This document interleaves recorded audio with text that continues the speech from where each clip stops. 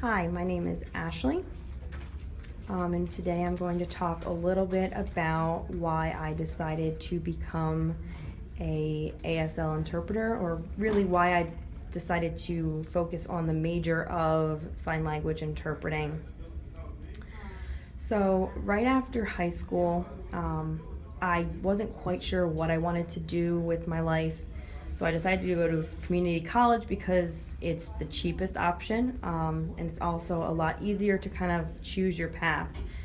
So when I first started, I tried to become a therapist. I wanted to be really a psychologist, and that was my first major. I ended up taking psychology, thinking that it was going to be the best option for me to help people and assist people, especially kids in general. And when I took the class, I actually ended up failing it. It had way too many terms and things I didn't understand, and I just realized it probably wasn't for me and that there must be another outlet that I could use in order to help people. So before I could decide what I wanted to do, I took a bunch of classes, that all of the extracurricular activities and classes that are needed, like English and math and science. And when I took these classes, I also needed a diversity class. And I saw a bunch of different languages like French and Spanish, but I decided to take ASL. I had previously watched a TV show that had deaf people in it, and I really liked watching the language, and I thought it was super cool.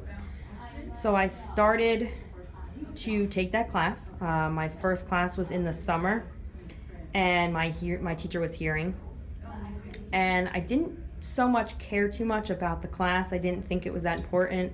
Figured it was an easy A and that I would just pass it and move on with whatever I was doing. At this time, I still didn't know what I wanted to do as far as my career goes.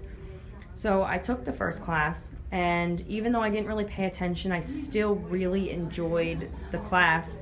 I enjoyed looking at the book and studying the book and learning a whole bunch of different words. I would go into the store with my mom and talk in the little bit of words that I knew, and then vocalize the rest.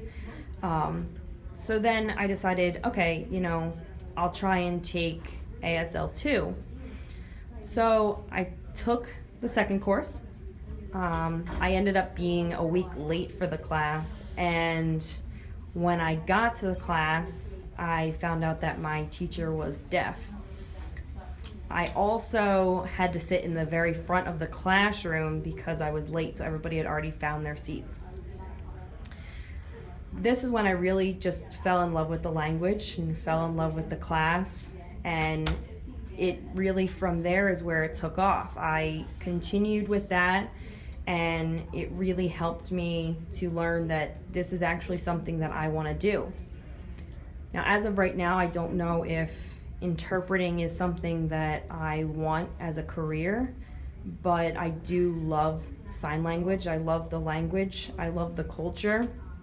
And I know that one day I might want to teach it, maybe in college or to kids.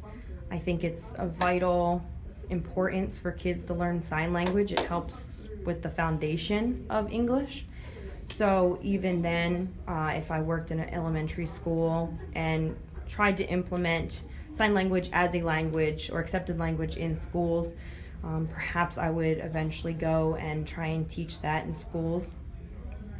That way, kids can also get exposed to it earlier on rather than have to wait until college like I did.